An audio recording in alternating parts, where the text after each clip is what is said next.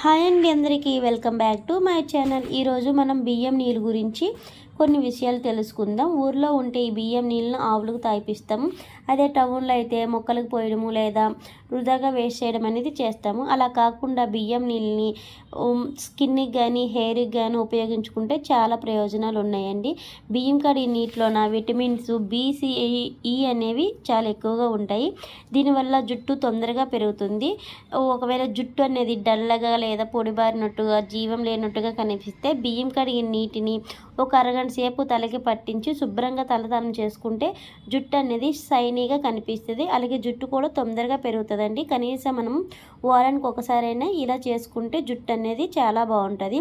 అలాగే బియ్యం కడిగిన నీళ్ళని ముఖానికి అప్లై చేసుకొని ఒక 15 నిమిషాల తర్వాత కడిగేస్తే స్కిన్ అనేది గ్లోగా కనిపిస్తుంది. అలాగే మచ్చలు ఏమైనా ఉంటే తగ్గుతాయండి.